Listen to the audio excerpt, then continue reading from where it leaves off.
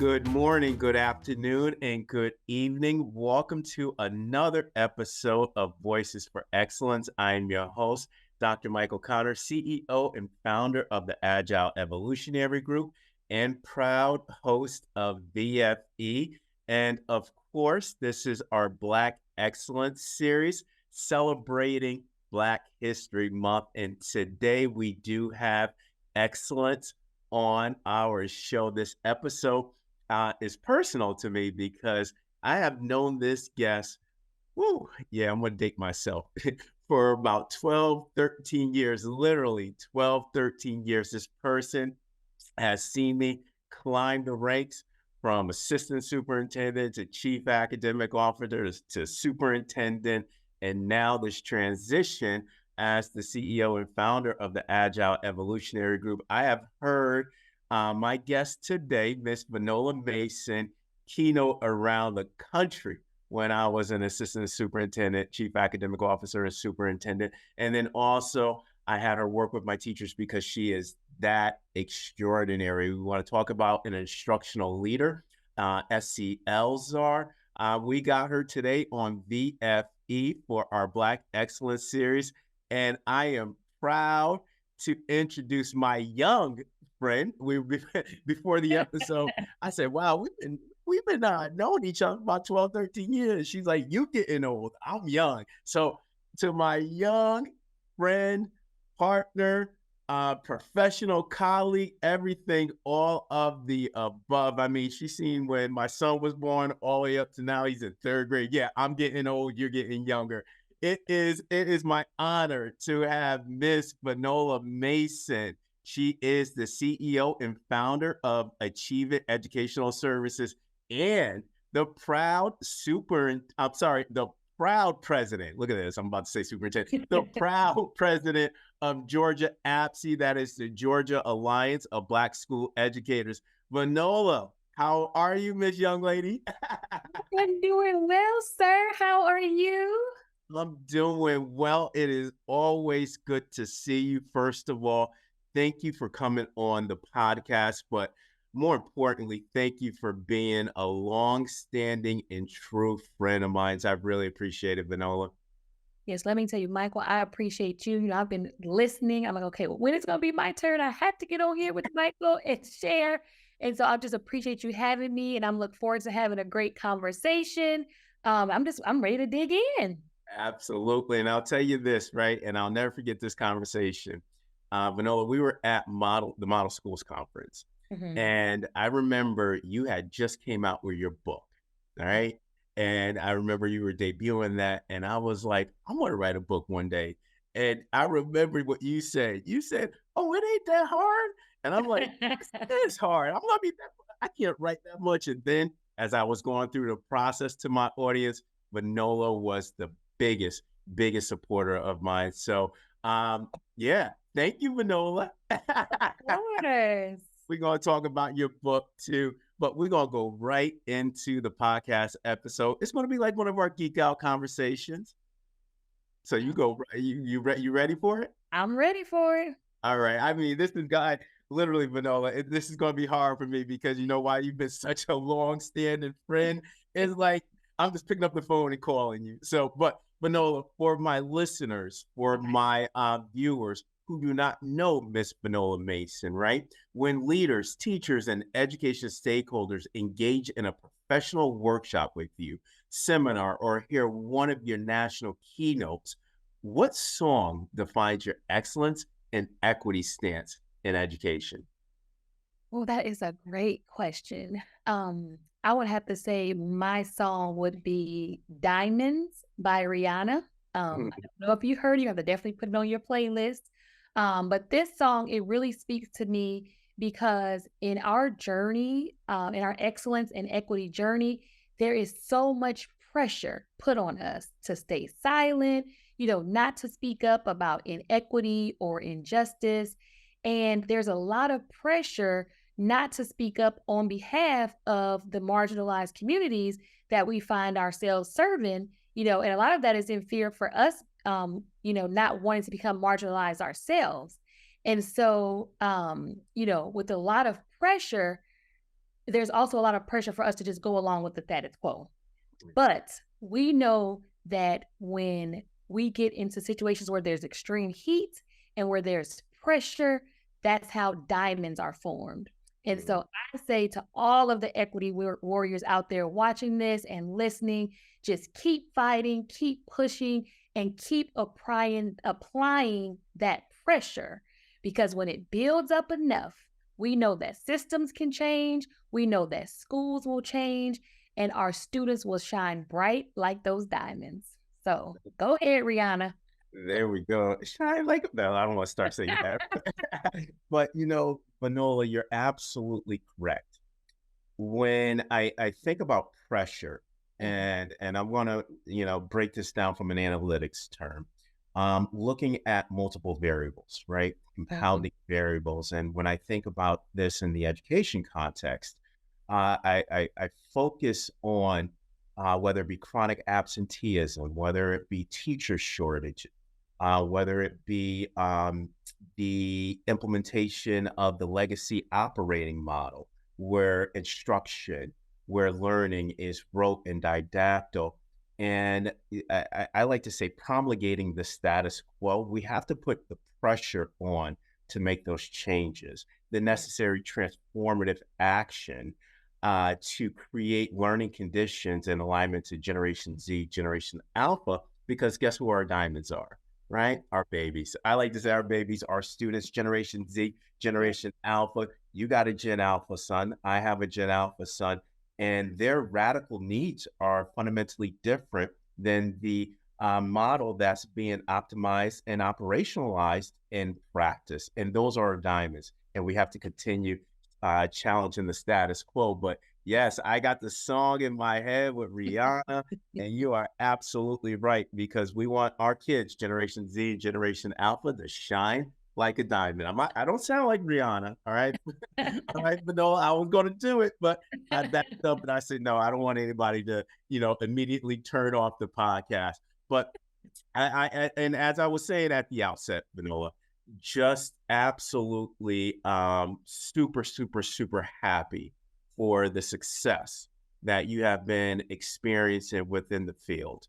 I have seen literally and seen you keynote in front of thousands of people. I have seen you worked with small group teachers and the vitality, both at the keynote level and then also working in small groups with teachers, you bring that same energy and strength, right? And I just want to say thank you for that because the work that you do, you leave an impression.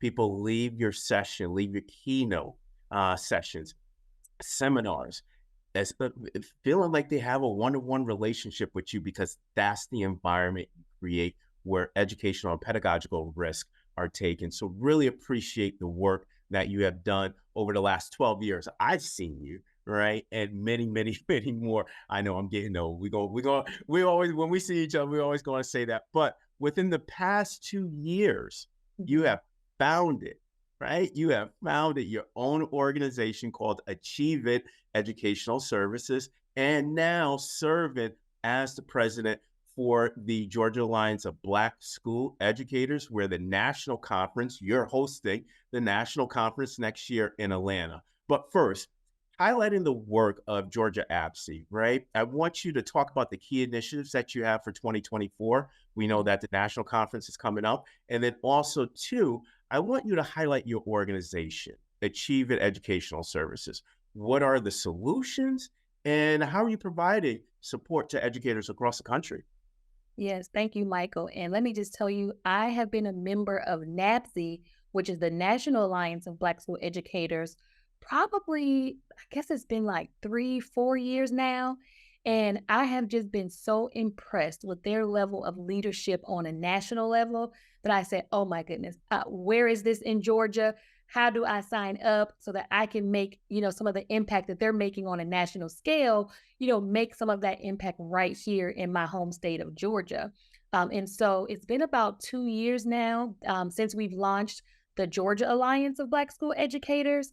And let me just say that the National Alliance has been in existence for 51 years. Absolutely. and they have state affiliates and district affiliates all across the country. So our Georgia Alliance is one of the state affiliates for Georgia. And our hope is that as we continue to grow, that we will have then affiliates under the state organization across the state. We have three simple areas of focus for the organization. One is we're trying to create a professional network of Black educators to support one another as they're, in these difficult positions. These are very trying times, and we know that our educators, especially our Black educators, we need more of them in our systems to begin with, and we definitely want to hold on to the ones that we do have. And so by them having this professional network of other educators that they can lean into and support, call upon, in their times of need to exchange ideas and best practices, that's one of our major areas of focus. Also to create professional learning opportunities for these educators. And this is, from the teacher level, principal level, superintendent level, district admin, across, we even have some work that we're doing with some of the local bus drivers here in the metro Atlanta area. Amazing. So that we're developing, at all points along the roadmap in terms of education to make sure that folks have the skills that they need to be able to do the jobs that they have been entrusted to do. And then our last area of the focus is around advocacy. And so making sure that, and I'm not sure about you, Michael, but I know when I was teaching, politics was not top of mind for me. And so I Right. would have been much more aware about the different laws that were being passed that impacted the students and the community that I taught in. And so, I speak to educators across the country, and many of them are in that same situation. And so, as a part of our organization, we want to bring those lawmakers, bring those decision makers to them, to educators, and share what's going on in the House. What bills are being discussed, what laws are being passed that do impact education, so that we will know, and can organize ourselves so that we can lobby for or against some of these bills or laws that are impacting our communities and our students. So I'm just very, very excited about the work that we're doing with the Georgia APSE. And actually, starting next month, I believe, we'll be going on a year-long tour with one of our partners, Riverside Insights. And we're going to be meeting with district level leaders across the state of Georgia. Michael, hopefully you'll be able to join us on some of those visits to share your thought leadership as well. But really to be able to pick their brains and share our thought leadership around like strengths-based learning and how we tap into what our students know, what they're coming to the table with and what they have the capacity to do in order to then be able to fill in those gaps versus always coming from a deficit mindset. Yes. So that's one of the other big initiatives that we're working on currently, in addition to getting ready for the 52nd annual NAPSE conference, which, like you said, will be hosted in Atlanta. Absolutely. And Venola, if you can talk a little bit about your organization as well, Achieve It Educational Service, and then I'll jump right back in. Okay, awesome. And thank you for that. So Achieve It, that's my personal baby. It's my educational consultant firm, and we specialize in providing school districts as well as other education agencies with high quality professional learning, coaching, strategic planning services. We've done work with districts to help them to mobilize their instructional coaches and build the efficacy of those coaching teams so they can be better effective, more effective when they're doing work with teachers. We're working with districts who are interested in mobilizing their parents and the broader community, and working to build, parent and community engagement plans, strategic planning in that area to support those efforts. We're working with districts around, building up the leadership in their principals. A lot of times we think that, great teachers will make great principals, and that's not always the case. I mean, there definitely are a lot of skills that great teachers bring to that table, but then there's some other leadership and managerial skills that our principals need to have in order to effectively lead buildings. And so we're knee deep in that work with districts as well. It's just, I strongly believe, and we strongly believe that a student's access to a high quality education or high quality school should not be limited by their zip code, or should not be dictated by their zip code. And so if, as you know, I can get into as many schools and as districts as possible to, help our educators to build on the best practices that they already know and implement on a daily basis, then that helps me to know that I'm doing my part in making sure that all students across this country, regardless of their race, regardless of any of their demographics, that they have access to high quality schools. So that's the work of Achieve It.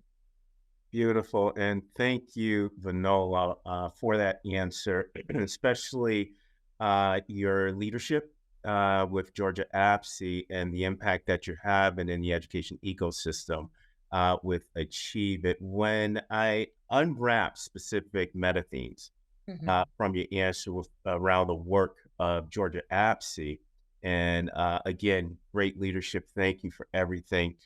Three very, very, very bold, right? Bold focuses.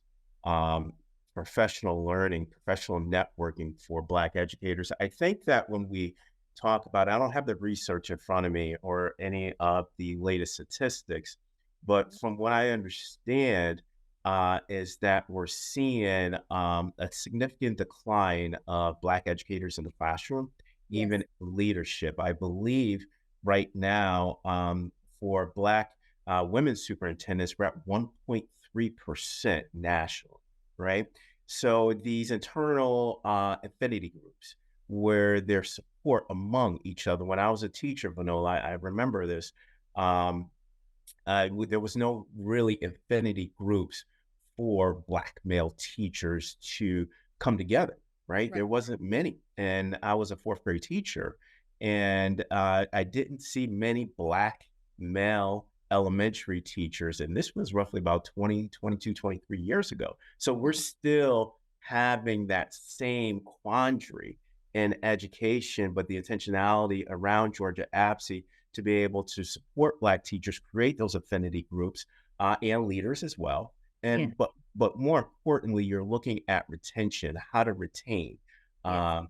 teachers. When I speak to Black male teachers across the country, one of the main reasons why they're leaving, and I'm just using this from a linear lens around Black male teachers, and again, I don't have the data or the research to support this. One of the reasons why they're not staying in the profession is because of the limited support that they're receiving, right? Understanding their cultural norms and identities that they're bringing into the classroom. Professional learning, obviously, you're big on that. I'm going to unwrap that with you. You have worked with many educators across the country around really developing the skills and this continuum manner, this continuous form around improvement of practice. But advocacy is critical.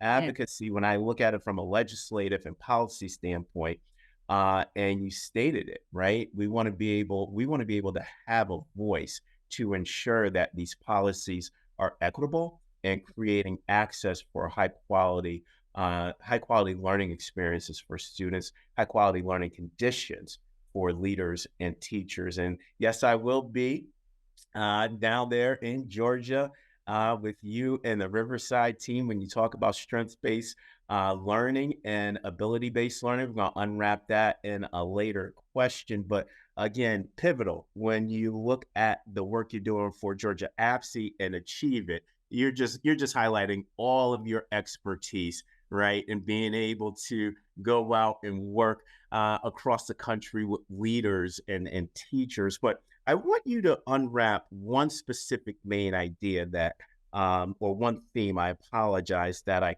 caught. And this is the work for Achieve It. And I think that this is important because I always say leadership matters, right? And making that cognitive and practical shift of principles, right? And you did extraordinary job working with principles. You work with my principles as well. But when you make that shift from a managerial mindset to an instructional leadership mindset and preparing principals and assistant principals, or I like to say quasi quasi leaders, i.e., coaches, right?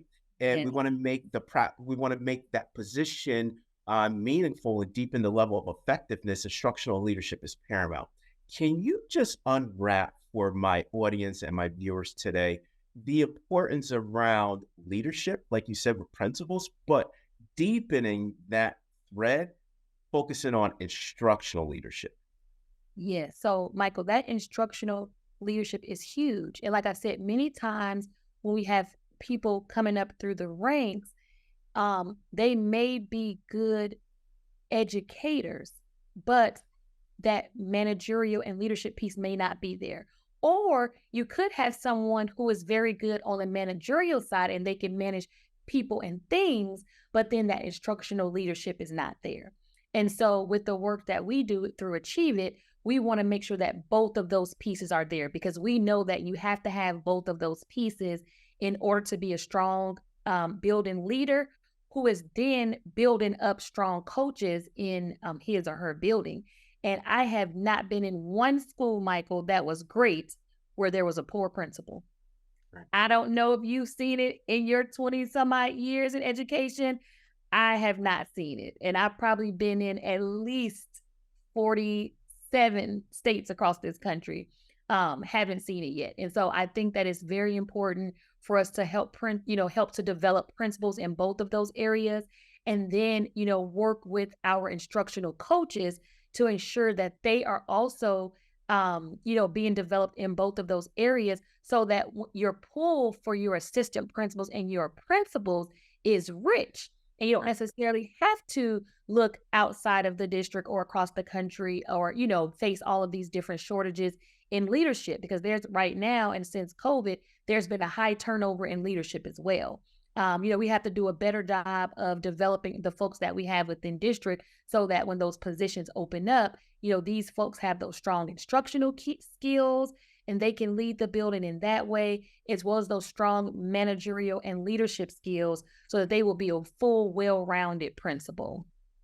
Absolutely. Well stated, Venola, because I always say that the principal, he or she should be the lead instructional leader of their learning environment. Superintendent should be the lead instructional executive over the learning organization. And that is paramount where leadership does matter, right? And instructional leadership to guide and to build, I like to say, instructional and pedagogical capacity amongst your stakeholders is an imperative. So keep doing that work, Venola. I know I've seen you work with leaders across the country and you have changed practices radically for the better. And obviously the outputs are student outcomes. But I want to get to the next question because the landscape of demographics are shifting in education where by 2025, I believe 57%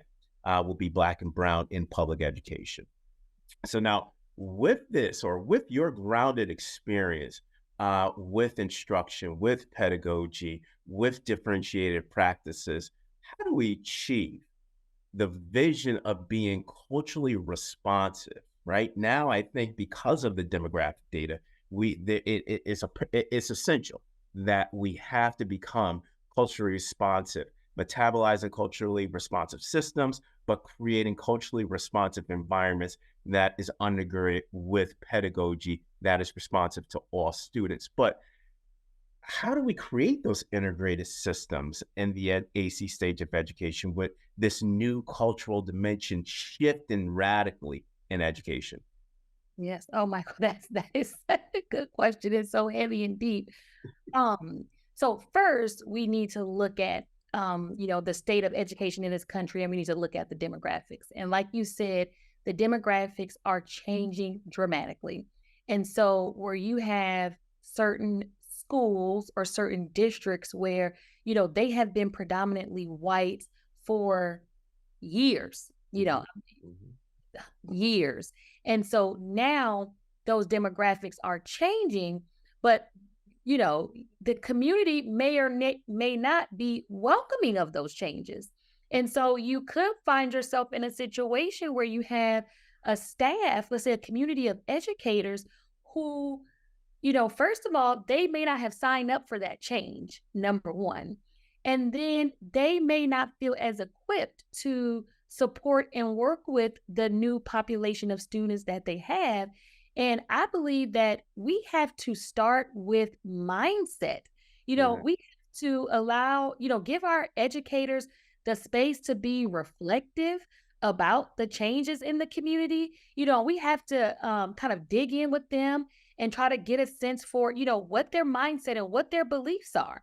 Like, do the educators who are charged with training these students, do they believe that these students can learn? Do they believe that the families that these students are coming from, love their children and value their education? Do they feel like they can connect with the students in a meaningful way? And then to your earlier point, do they understand the cultural norms that drive the students' behavior and how Mhm.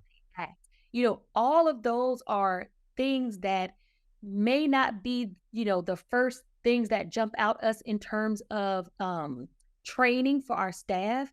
But when we talk about changing demographics, being able to really, look at things for what they are and be reflective about those questions, will help teachers to uncover, some of the biases or prejudices that they may hold internally, which we all have them. Mhm. But we have to be able to face them, and look at them square in the eye and own them.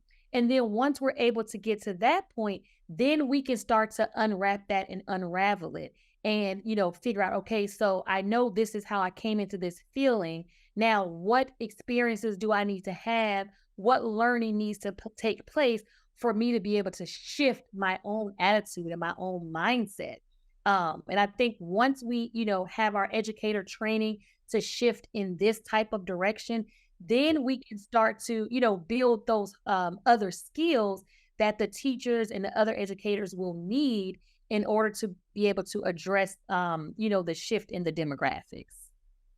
Well stated, Venola, because I want to first, before I actually get to unwrapping the theory that's aligned to your answer, mindset is critical, right? And one of my former professors, Michael Tushman, always stated that if we truly want to change an organization, we have to change the software in lieu of the hardware. The educational alignment of that statement is we have to change mindsets and mental models before we look at the structures and systems of changing, because we could have the most innovative systems, we could have the most coordinated and systemically aligned vertically instructional systems, but if the belief isn't that our students can learn, if we are not reflective on our practices with the students that are in front of them, if we don't value and love them, then those systems and structures in that new architecture doesn't mean anything.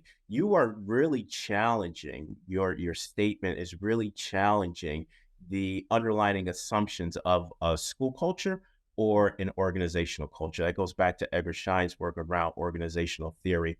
But getting back to your statement around mindset, reflective beliefs, believe that they can learn, love, and value, right? Understanding the cultural norms of our students. I want to ask a question that is a subvariant, right? And this is more on the line of leadership and teacher prep programs. I don't know, I can't say, right, that all, but I do know that there are some, because I examine some higher education curriculums, how we're preparing our teachers, because I wanted to see what the shift in demographics were, the alignment change or the changes of curriculum design or course design. Are we integrating, culturally responsive theories and culturally responsive practices? So, from a perspective of the leadership and teacher prep programs, do you feel our educators, this is obsolete of Venola's support when you go into school districts? Do Right. you believe our leadership and teacher prep programs are adequately preparing our future classroom practitioners to be culturally responsive when we know the demographics reflect we have to be culturally responsive in our schools and in our classrooms? Right. I think that there is so much more that we could be doing in that area. And even I also, Michael, like yourself, examine teacher prep programs across the country. I do a lot of work with alternative certification. And many times you'll find that there may be a course, around equity or inclusivity or, being culturally responsive, but we're gonna have to change that up a bit. Like it can't just be a course. Like throughout all of the courses, we have to have that focus in your methods courses, in your leadership courses and the literacy courses, across the board. We cannot just, try to capture all of these issues in just one space, but we have to see these issues treated adequately across an entire program. And you spoke about curricular like resources and materials. And, I'll go back to this. You can, our wonderful textbook companies, they can create these resources, and these resources can be, culturally responsive. They can be inclusive. They can include, all different types of diversity. But if our educators are not bought into the fact that this is important, and that in order for us to be able to reach all of our students, like our practice has to shift, in this way. If they don't have that mindset and belief, then it doesn't matter what we present them with, it will fall flat. And I know when you were doing your rounds as superintendent, you saw on many occasions where you had spent millions of dollars or hundreds of thousands of dollars on resources that were collecting dust and that were sitting in closets or sitting on shelves, and people were not using them. And so, in order for us to prevent that level of waste, we have to make sure that, we do look at that mindset and thoughts and beliefs of our educational staff, and we have to bring them along with us. We have to bring their hearts into it in a different way, in addition to making sure that we have these, resources that are aligned in that. So I want to just point that out as well. Yeah, yeah. Thank you, Venola, because resource alignment is critical. Yeah. And when I think about that, I always like when I always say, leadership matters, representation matters too.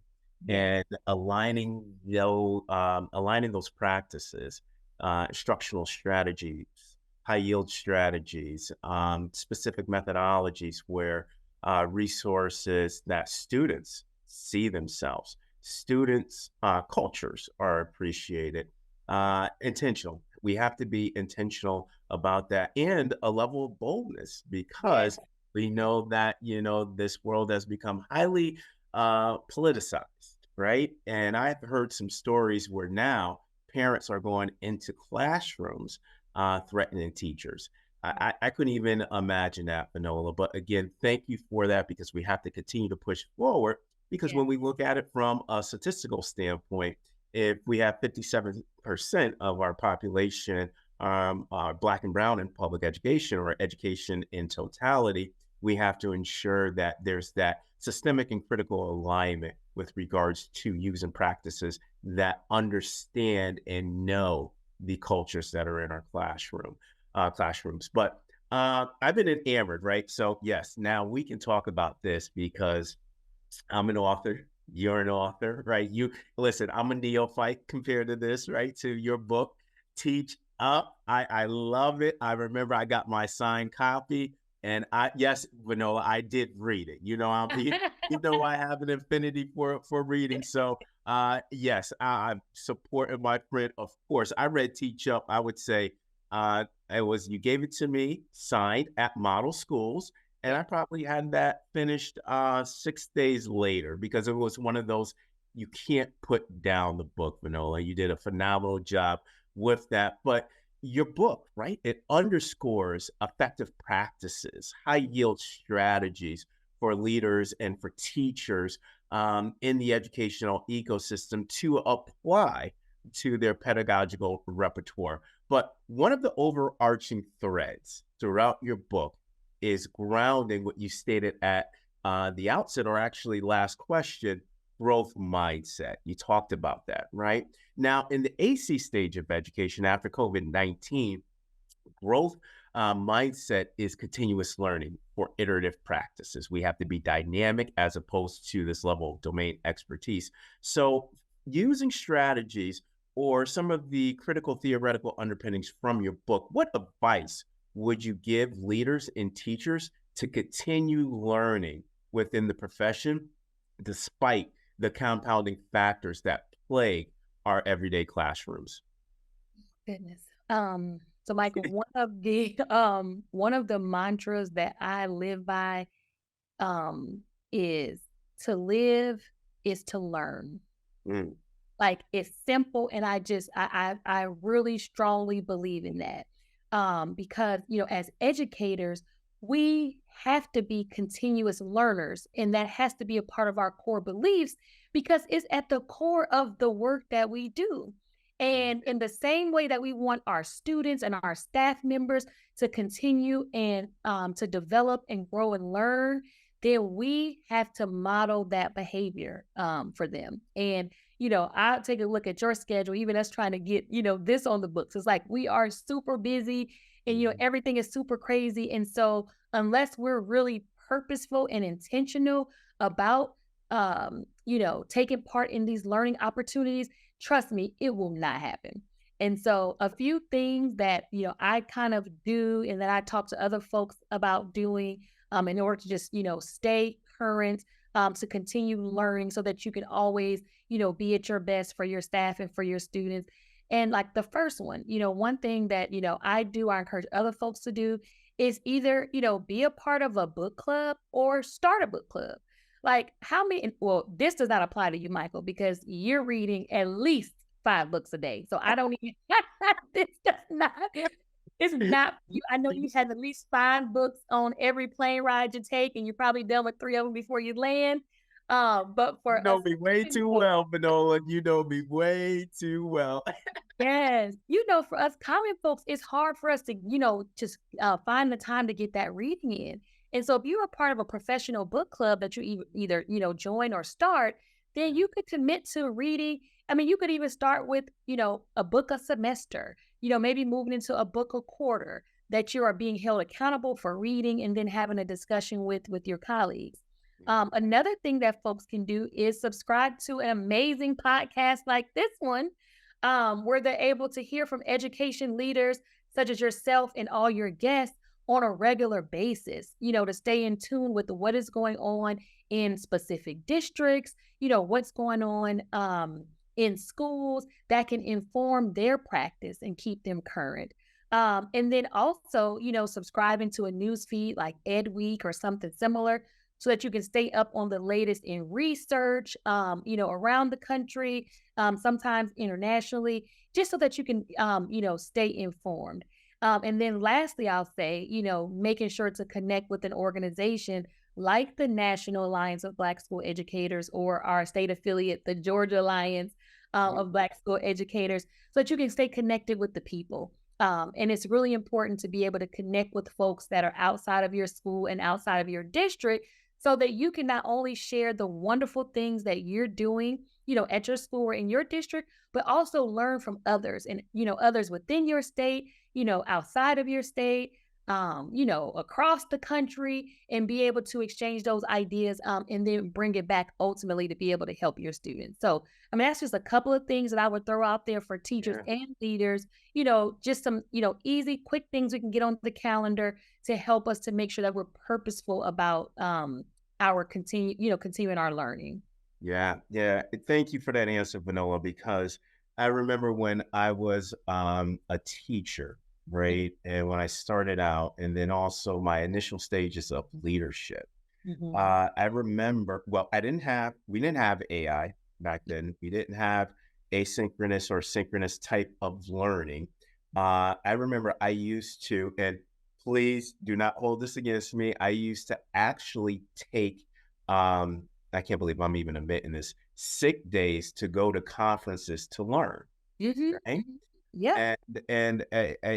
At least I would spend 200, $300 on books on top of attending these conferences, Yes. because there wasn't that on-demand learning that we have now. I use this platform, Venola, as an asynchronous professional learning tool so we can deepen the structures of andragogy, i.e., adult learning for my audience, so that now you can use a podcast like this. Now you can have access in a synchronous manner to a Venola Mason or a Michael Connor, right? Yes. So we didn't have that then. So now that's why I always say that we have to create schools and districts as learning organizations where now learning occurs every day for the professional stakeholder, Yes. whether that is some type of job embedded support or coaching as you're an expert at, right, Venola, for our practitioners, our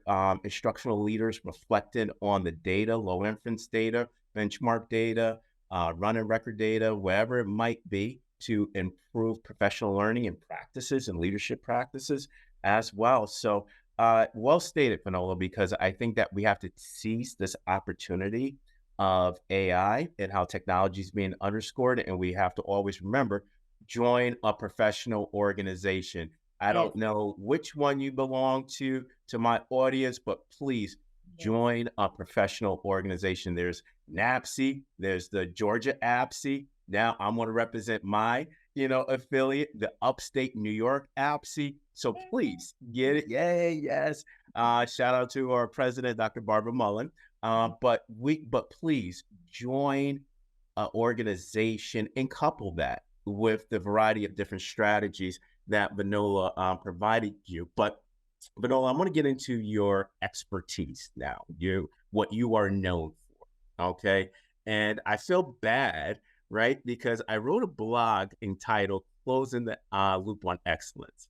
And that was underscoring a lot of the meta themes around cognitive ability, around strength based approaches, around SEL, social emotional mental health metrics, right? That are rooted to disrupt the traditional instructional block, right? So when we talk about literacy and strength based approach, what does personal responsibility look like? That's one.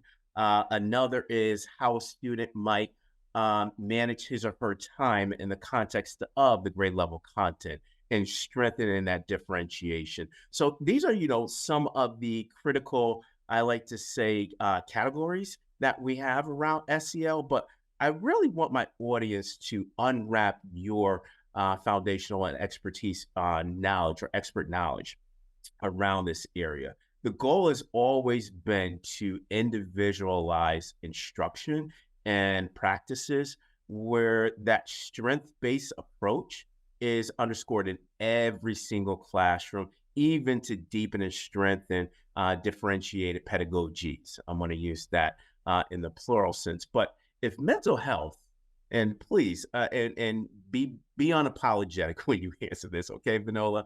If mental health and social emotional themes in education are deemed political, Mhm. how do we truly meet the benchmarks of excellence to reach all within this whole child paradigm?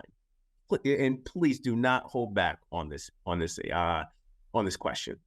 See, Michael, you really went there with this. You Michael trying to get me in trouble.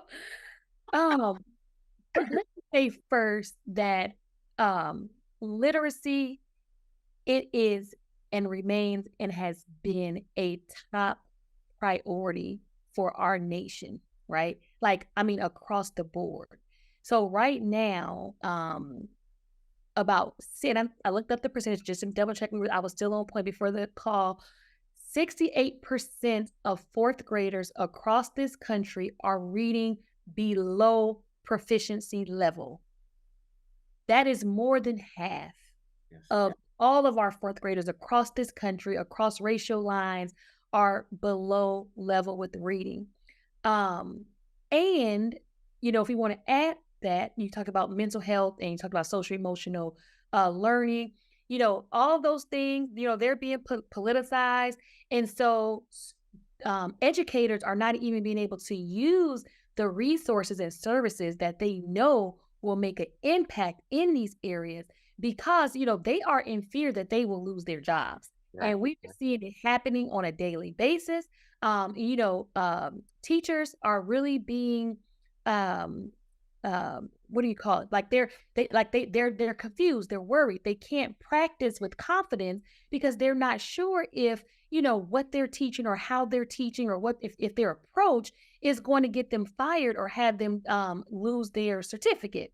Mhm. uh, and so, it really breaks my heart. Like I said, I'm looking more at, on the advocacy level. It breaks my heart when I see that states are passing laws and we have new, policies coming from school boards that prohibit even the use of words like equity, prohibit the use of words and phrasing around social emotional learning. And I don't even want to start to talk about my neighbors in Florida who are literally trying to erase the contributions and the history of Black Americans from history books. Mhm. So, I just go back to my earlier point around applying that pressure. We have to stay vigilant because we know that mental health plays a huge role in a student being able to show up properly in a classroom on a daily basis to receive that good instruction that that teacher is trying to deliver. And if we know there's a problem there, but we're tied up and we can't offer those services, then that creates a huge problem for our systems. And even in terms of social emotional learning, we know that, and the research shows us, and Michael, I'm sure you probably could pull up a few studies at the top of your fingertips, about the connection between social emotional learning and academic success. So if we need to change the labels on these types of support that we provide to our students so that we can be able to get it in and push it through, then we have to be bold enough to do that so that our students will be able to get what they need. Because if we don't, or let's just even think about, those 68% of fourth graders that are reading below grade level, how many middle school teachers do you know who are actually trained to teach reading? I don't Absolutely. know. How many high school teachers are trained to teach reading? Right. Right. Michael, they're not. Right. Like, they're not. So if these fourth graders don't get it before they leave elementary school, then they will be consistently battling in school and beyond because the lack of those literacy skills. So I say, there are so many initiatives, programs, um, resources that educators can use to support students in these areas. And I say, if we have to start, pulling labels off, changing up names, and smacking new labels on them, then Yeah. we must do that work to make sure that our students get what they need. Absolutely. And Venola, as you were providing that well detailed and elaborate answer, what I was doing was looking up social emotional cognitive abilities, right? Mhm, mhm. And when I see this tension around social emotional learning, this is what I came up with some of the core skills. And this is from a universal screener, the DESA, right? I implemented that as a superintendent. Very, very, very strong, strong instrument. And here are some of the key attributes. And I want to see where this Okay. creates this level of tension Yes. universally when we use social emotional learning. Skills of social emotional learning, goal setting, delayed gratification, practice and persistence, resolving conflict, self management, and personal responsibility. And Yes. we know if we know that these core attributes, where it's politicized, right? Social emotional learning, cognitive ability, and all of those key attributes are are core indicators, core predictors of driving higher academic outcomes, achievement. Yes. So if we know that if we level and lever these specific attributes in our students, goal setting, delayed gratification, practice and persistence, resolving conflict, self management, and personal responsibility. I think we do that as adults every day when we think about it. Michael, let me give you an example. So, I was talking to some friends about this probably a couple of weeks ago. Because as you know, semesters just closed out, new semester started, and so students bring your home grades. So I have a 7-year-old, he's in second grade. And with him, I really focus like that goal setting is major. And so last year, he was on the AB honor roll all year in first grade. So that's why I said, Jeffrey, this year, let's look at these grades. AB honor roll, like mommy's proud of you. That is great. But, for second grade, if we can get A's and B's, then we want to get straight A's. So our goal is for you to come home with straight A's for the whole year, right? So when I met with his teacher at the beginning of the year, and she is amazing, we talked about that goal and we shared that goal with her, what we were working towards. When we're working on homework each night, we talk about the goal when he brings his grades home and we'll high five, yes, baby, you did a good job. And this A is going to help you to get, help us to reach our goal. And we do that. And so at the end of this first semester, my baby came home with straight A's and he had one B. It was like an 88 point something percent, which was in reading. And so he's like, Mommy, I didn't get my straight A's. I said, but you won. Like you did a great job. I had to tell him sometimes, you set these high and challenging goals. And even if you fall a little short, you're still winning, and like working with him made me think back to my college days. I grew up in South Central Los Angeles. I was one of the first people in my family to go to college. And so, Michael, I was just happy to be there, right? I was just happy to be in the room. And I did not, I worked hard, but I did not give my very best. And I think I was a little bit intimidated because I went to a small liberal arts college in Maine, Colby College. You had a lot of folks that were coming from the surrounding Boston area. A lot of rich families had been in private school, their whole lives. And I didn't really feel like I belonged there. And so my attitude was not, let's achieve at the highest levels. It was kind of like, let's not make too much noise so somebody kicks you up out of here. Like that's just where my mindset was. And I so wish that I could go back to that time. I had somebody to really push me and tell me, no, Venola, you belong here. You are here for a reason and you can do this. And so that's just one of my biggest regrets. And so as I work with my son and I work with, teachers and leaders across the country, that goal setting is so huge because even if you fall a little short, you're still leaps and bounds ahead of where you may have been had you not really focused in. So, And thank you for that, Venola, because social emotional development and developing those competencies within our students, it, it it is an educational imperative. It yes. is an educational imperative. David Adams, who is the CEO of the Urban Assembly, shout out to David. He gave me a research brief, and Mhm. it was around the effectiveness of social emotional development and school success, Mhm. specifically around high school accumulation of grades and credits. And based off of this study, this research brief or this study, using a regressional analysis to all my statisticians out there, where this regression analysis was predicting GPA and credit accumulation, the outcomes, right?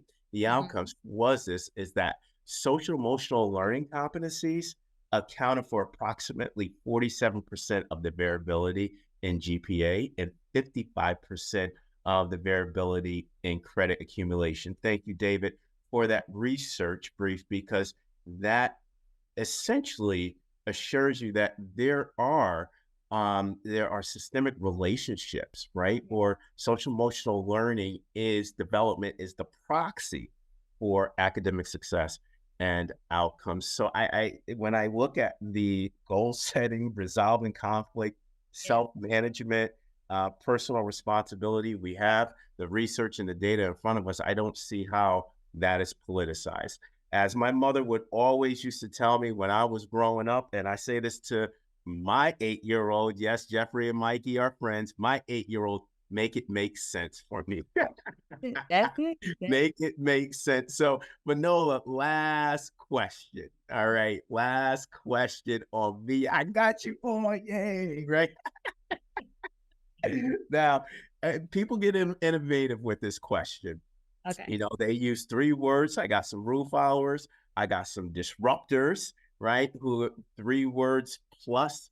I have some former guests or past guests. They have a dissertation to this. So as I've been saying this for the past 2 seasons, take it as it is. What 3 words do you want today's audience to leave our podcast with regards to addressing the social, emotional, and mental health needs to equalize excellence for all? Whew. Michael, you just look, you and these questions. I mean, you know me, you know I am a doer. And so my 3 words would be um empathize, respond, and lead. Empathize, respond, and lead. And I say that because, we as individuals, and we talked about the changing demographics of our schools and districts, we really have to take the time to understand the issues that our students, so each population is different depending on, the school and even the classroom. Take the time to empathize and understand the issues facing your particular students and really have a heart for their situation. Don't stop there because caring is good, but caring doesn't change anything. So then you have to respond. You have to do something. So, create some type of a coalition, figure out what is within your area that you can work on and solve. Baby steps are action as well, and then just take action. And then lastly, lead. Through your action comes that powerful leadership.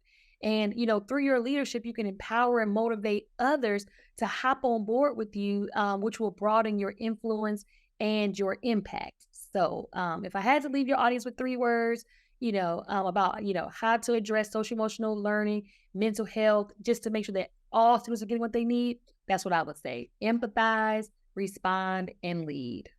Empathize, respond, and lead. I also got 3 more words that resonated with me, Miss Venola Mason: empower, influence, and what you certainly do across the country, impact. Miss Venola Mason, yay! You made And it through the Michael, one episode. thing I did not know, and I can't believe I didn't know this. I did not know you taught 4th grade. I also taught 4th grade. There we go. Yes. Right. Oh man, So I'll tell you this, right? And I say this to some of my superintendent friends out there. They always ask me, Mike, are you going back to the superintendency? I'm like, no, I do the Medea, hell to the no, right? But I will be your super guided reading specialist because I love some small group instruction and guided reading with that. But Miss Manola Mason, you made it through VFB.